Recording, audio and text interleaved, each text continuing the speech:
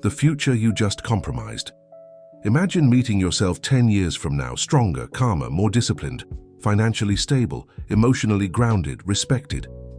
Now imagine that version of you asking one question: why did you let something so small change our trajectory? Not a tragedy, not a catastrophe, a reaction. One angry message, one impulsive decision, one prideful refusal to listen, one fear-based delay. None of them felt like destiny at the time. But destiny rarely announces itself. It hides inside emotional moments. Marcus Aurelius wrote to himself in the middle of chaos, not after it. He understood something most people still ignore. If you cannot govern your internal state, you cannot govern your direction. Your future is not destroyed by enemies. It is slowly reshaped by unexamined reactions. And Stoicism does not ask you to feel less. It demands that you choose better. Emotional compounding, how small reactions rewrite your life. We understand compound interest in money. Small investments grow over time, but emotion compounds too. Every emotional reaction leaves residue. You snap at someone, trust decreases slightly. You avoid discomfort, confidence shrinks subtly. You act from insecurity. Self-respect weakens quietly. None of these feel catastrophic, but repetition turns moments into patterns. Patterns become habits. Habits become character. Character becomes destiny. Seneca warned that no man becomes wise by accident. Why? Because without discipline, we default to impulse. Impulse, repeated over years, becomes identity, and identity determines opportunity. The dangerous part is this: emotional decisions feel justified in the moment. Anger feels righteous. Fear feels protective. Pride feels dignified. But justification does not equal wisdom. The Stoic interrupts the chain early. He does not wait for regret to teach him. He asks, what will this reaction compound into? Because one emotional outburst may not ruin your future, but 100 will, and most futures are not destroyed suddenly. They are eroded gradually. Temporary emotion, permanent consequence. Emotion is immediate. Consequence is patient. That is the imbalance. Anger lasts minutes. Its damage can last years. Pride lasts seconds. Missed growth can last decades. Fear lasts moments. Avoided opportunities reshape entire timelines. This is where most people lose perspective. They make permanent decisions to relieve temporary discomfort. An argument feels unbearable, so you say something irreversible. Embarrassment feels intense, so you withdraw from visibility. Insecurity feels sharp, so you decline the opportunity. The emotion fades, the consequence remains. Marcus Aurelius constantly reminded himself that impressions are fleeting. They feel urgent, but they are not authoritative. The Stoic discipline is simple, but demanding. Do not allow a passing state to dictate a lasting direction. This requires courage, because when emotion rises, relief feels necessary. But relief is not the same as wisdom. Wisdom tolerates discomfort long enough to choose correctly. Most futures are not ruined by lack of ability. They are rerouted by short-term emotional relief. The Stoic does not chase relief. He chooses alignment. He asks, will this decision still make sense when I am calm? If the answer is no, he waits, because waiting is not weakness. It is protection. The illusion of emotional honesty. One of the most dangerous ideas of our time is this: if I feel it, I should express it. We call that authenticity. But intensity does not equal truth. Emotion magnifies perception. It does not verify it. When you are angry, everything looks disrespectful. When you are insecure, everything looks like rejection. When you are anxious, everything looks like threat. Your internal state colors your interpretation. Epictetus warned that we are disturbed not by events, but by the judgments we attach to them. The disturbance feels real, but the meaning is self-created. Yet most people treat emotion as evidence. I feel disrespected becomes, I was disrespected. I feel ignored becomes, they don't value me. I feel threatened becomes, this is dangerous. But feelings are impressions, not verdicts. Marcus Aurelius trained himself to pause before accepting an impression. He would mentally strip the event of the story attached to it. What actually happened? What did I add to it? This practice dissolves emotional exaggeration. Stoicism does not silence emotion, it interrogates it. Because the moment you treat emotion as unquestionable truth, you surrender your judgment. And when judgment is surrendered, your future is steered by distortion. Emotional honesty is not saying everything you feel. True honesty is examining what you feel before acting on it. Control does not suppress authenticity, it protects accuracy. The cost of emotional reactivity, compounded over time. Here's what most people never calculate.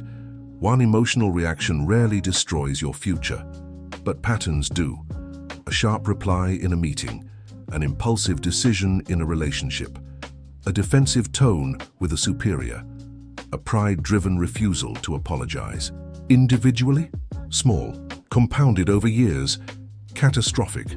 Seneca warned that anger, even when justified, is temporary madness, not because it feels explosive, but because it narrows perception. It removes foresight, and foresight is what builds futures. Reactivity feels powerful in the moment. You feel dominant, assertive, alive. But power without direction is just noise. The disciplined individual thinks in decades, not minutes. Ask yourself, how many opportunities were not lost because you lacked talent, but because you lacked composure? How many relationships were damaged not by incompatibility, but by ego reacting too quickly? Emotional reactivity is expensive. It taxes reputation. It taxes trust. It taxes long-term positioning. Stoicism teaches something radically strategic. You are not responsible for your first emotional impulse, but you are completely responsible for what you do next. Between stimulus and response exists a gap. Inside that gap is leverage, and the individual who learns to expand that gap gains something rare: strategic patience. The world rewards consistency more than intensity, and consistency requires control. The discipline of delayed response. The strongest man in the room is not the loudest, he is the slowest to react. In a world addicted to immediacy, instant replies, instant outrage, instant validation, the ability to pause has become a competitive advantage. Most people confuse speed with strength, but speed is often insecurity trying to defend itself. The Stoics trained a different muscle: intentional delay. Marcus Aurelius would remind himself each morning that he would meet interference, disrespect, ignorance, not to become bitter, but to become prepared.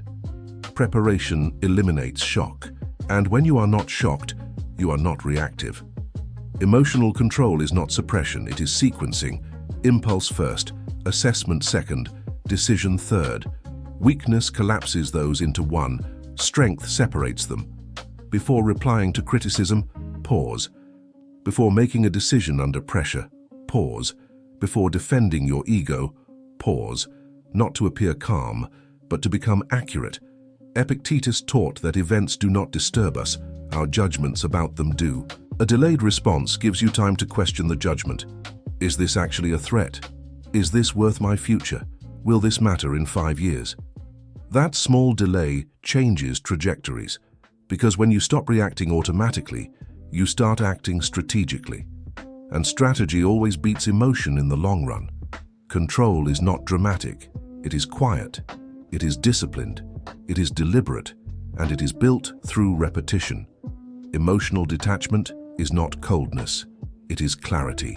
Let's correct a dangerous misunderstanding. Stoicism does not demand that you become emotionless. It demands that you become undominated. There is a difference. Coldness is withdrawal. Detachment is perspective. Most people drown in their emotions because they stand too close to them. Anger feels absolute. Fear feels prophetic. Desire feels urgent. But emotions are weather, not identity. A Stoic does not suppress the storm. He steps back from it. Seneca wrote that we suffer more in imagination than in reality. Why? Because when emotion takes control, it narrows perception, it exaggerates, it dramatizes. Detachment widens the lens.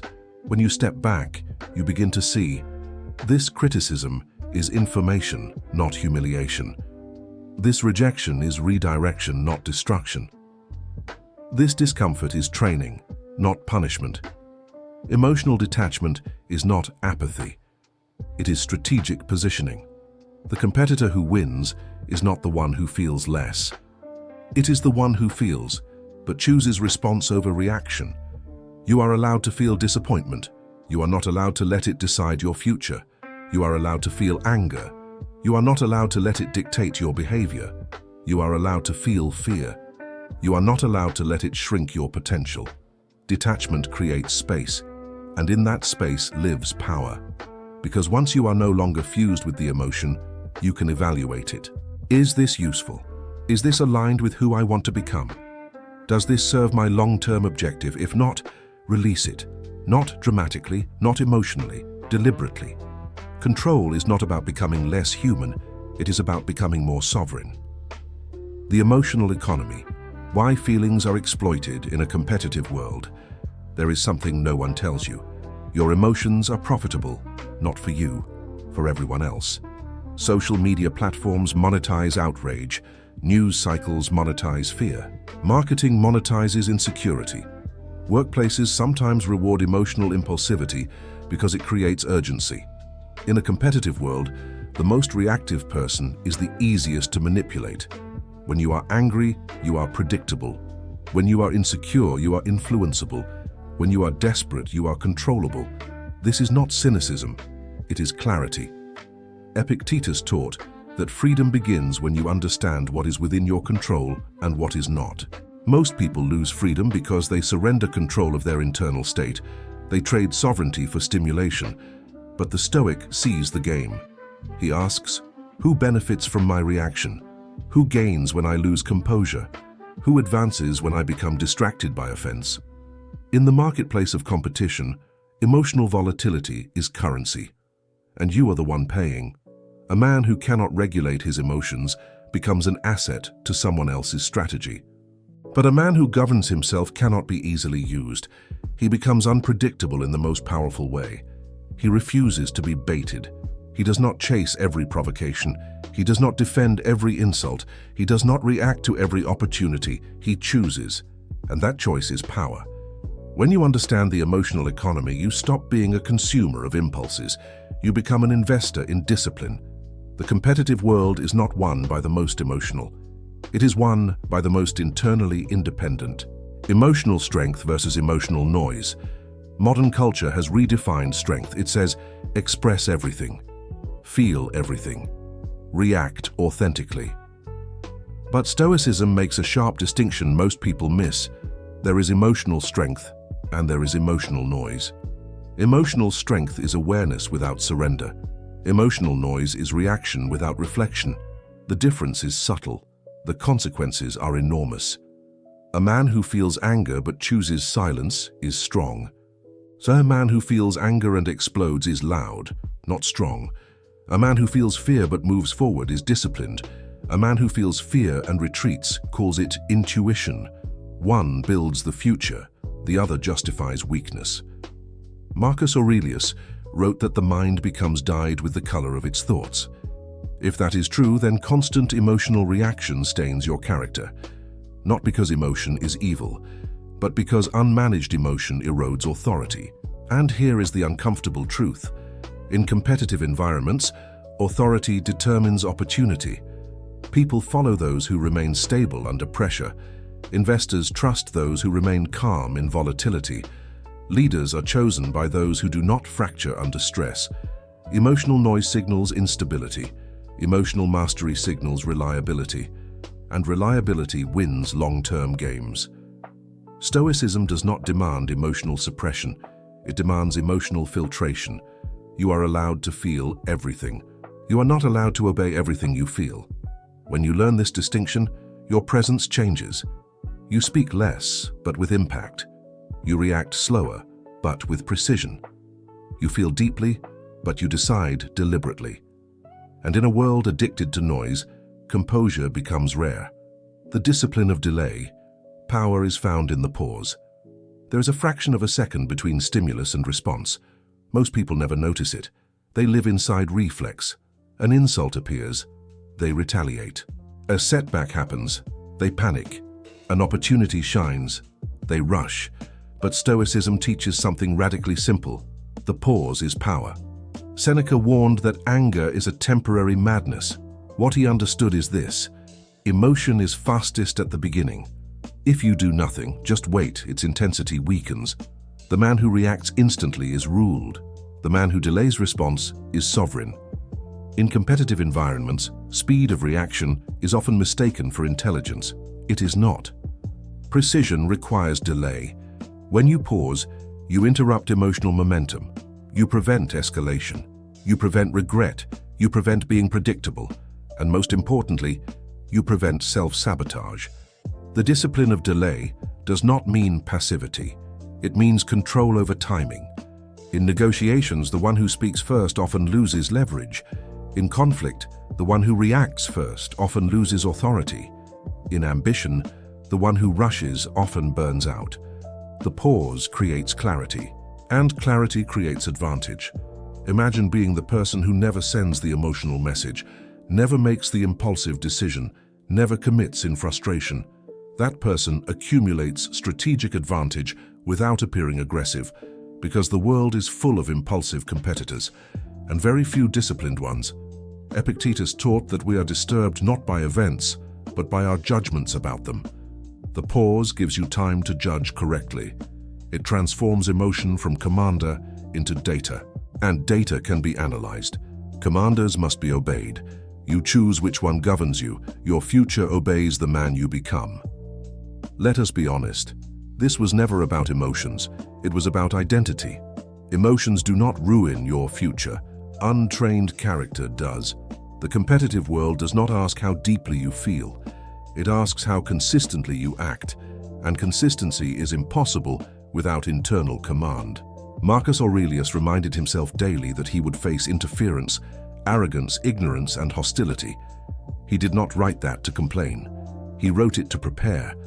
Preparation is emotional insurance. When you expect friction, you are not destabilized by it. And here is the final brutal clarity. Every time you let emotion dictate your action, you reinforce weakness.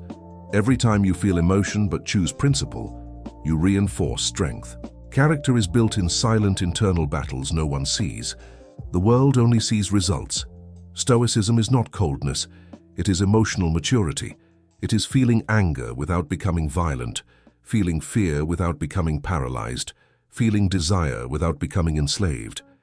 It is the discipline of deciding who you will be before the moment tests you.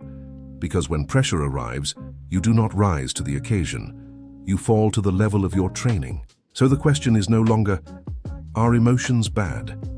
The real question is, who is in command when they arise? If it is impulse, your future will be unstable.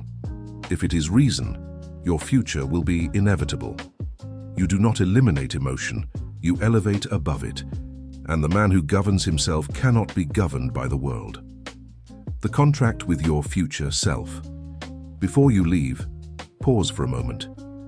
Imagine your future self again. Stronger, calmer, more disciplined. Living the life you say you want. Now imagine him asking one final question.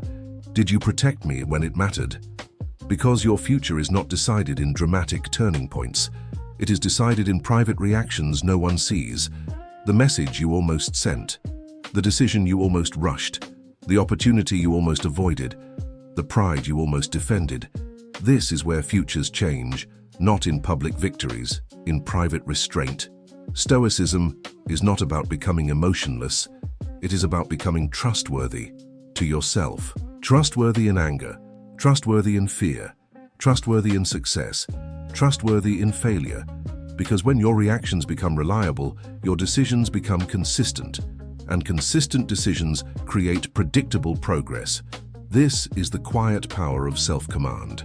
So the next time emotion rises, remember, your feelings are temporary, your future is not. Choose accordingly.